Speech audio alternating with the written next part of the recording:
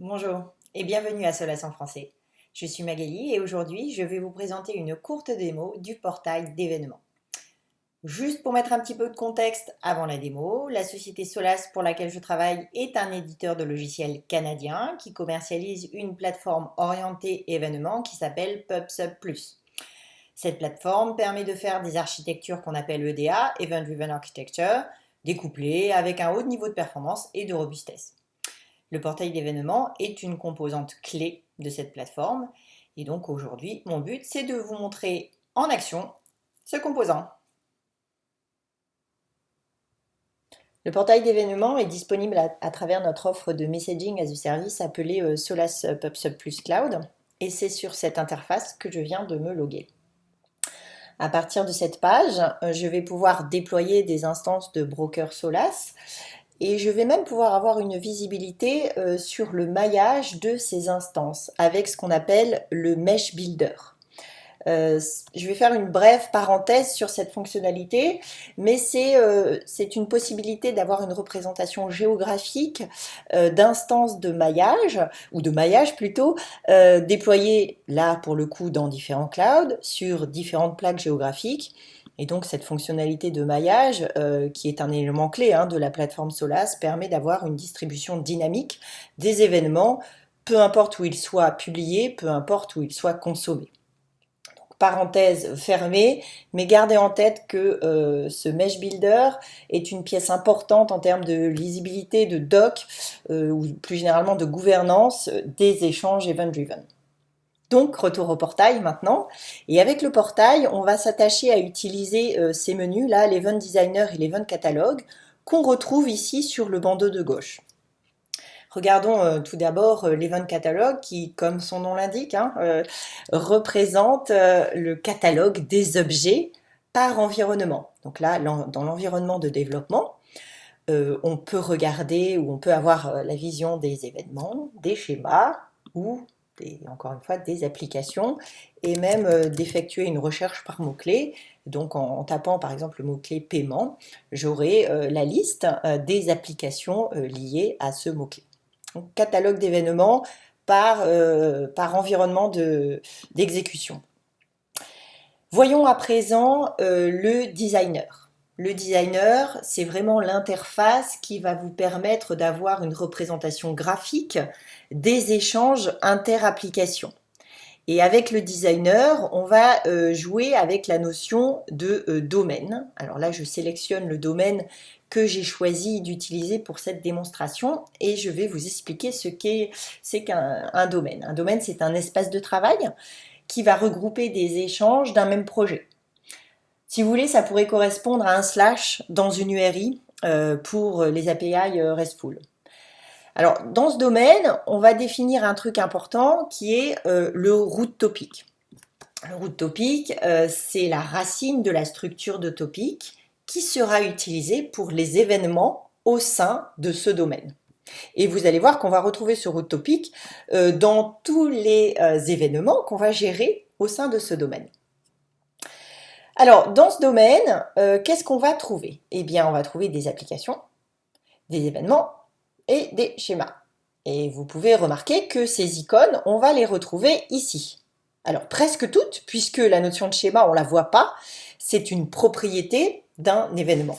Alors justement, allons voir un événement. J'ai choisi d'utiliser celui-ci, Payment Valid, pour cette démo. Donc, on peut aller regarder la définition de cet événement Payment Valid. Donc, on a la notion de version, de description.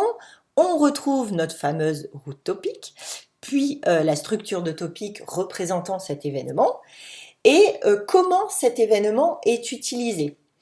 Donc là, on voit que cette application, Core Banking Ledger, publie cet événement vers 3 destinations qui sont 3 applications, Open Banking Cache, Stream Analytics et Notification.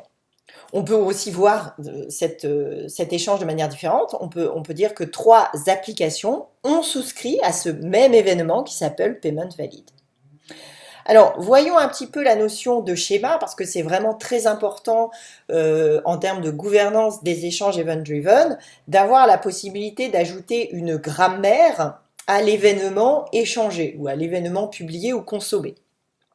Donc ici, on peut voir que le content type, c'est du JSON, donc c'est-à-dire que le JSON, c'est un JSON schema qu'on peut éditer, hein, bien sûr, et même si je me mets en grand écran, et bien là, j'ai la possibilité d'utiliser tout mon écran pour modifier ou lire à loisir ce schéma. Donc voilà, le schéma associé à un événement et on a une édition graphique possible. Alors maintenant qu'on a parlé des événements, on va regarder une application et on va regarder celle-ci, le Core Banking Ledger. Donc cette application qui, comme on l'a vu tout à l'heure, génère un événement vers 3 destinations, c'est ce qu'on voit ici. Donc cette application publie l'événement Payment Valid vers ces 3 applications qu'on a vu tout à l'heure, mais elle souscrit aussi à cet événement qu'on voit là, hein, qui est le Fund Transfer Initiation. Alors, en allant voir les détails de cette application, on va retrouver ce qu'on vient de voir ici, mais je peux aller plus loin, c'est-à-dire que je peux décider de modifier la représentation de cette application en lui ajoutant ou supprimant des événements. Et en cliquant sur le bouton Manage Events, ici, je peux dire, en fait, dans la représentation de cette application, j'ai oublié un événement et je pourrais le sélectionner ici, par exemple. Je pourrais sélectionner que cette application publie aussi cet événement qui s'appelle Payment et je n'aurai qu'à cliquer sur ce bouton pour que cet événement soit ajouté à la représentation graphique et bien sûr texte de cette application. Alors, toujours sur cette partie application, je reviens ici, pardon. Toujours sur cette partie application, on a la possibilité de générer une spécification Async API. Alors, Async API, c'est une initiative qui nous tient vraiment à cœur chez Solas.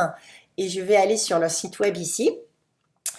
Donc c'est une initiative qui vise à définir une spécification des API asynchrones et comme d'autres, Solas est un sponsor de cette spécification, mais plus que ça, on a décidé que notre portail d'événements allait répondre à cette spécification et donc serait conforme à cette spécification.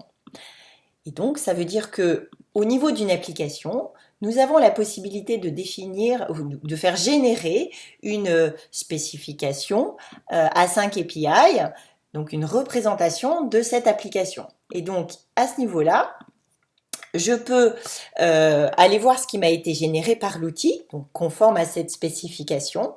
Donc, on va retrouver des termes qui font partie de cette spécification, donc notamment les schémas qu'on a vus tout à l'heure, mais également les messages ou événements avec l'événement Payment Valid et puis Fund Transfer Initiation. Et enfin, la notion de channels qui va définir la partie souscription et publication. Voilà, donc ça conclut cette brève démonstration du portail d'événements. Bien sûr, comme d'habitude, si vous avez des questions ou si vous souhaitez en savoir plus sur Solas ou Solas Cloud ou la plateforme PubSub+, n'hésitez pas à m'envoyer vos questions à magali.boulet@solas.com et je me ferai un plaisir de répondre à vos emails. Bonne journée et à bientôt sur Solas en français.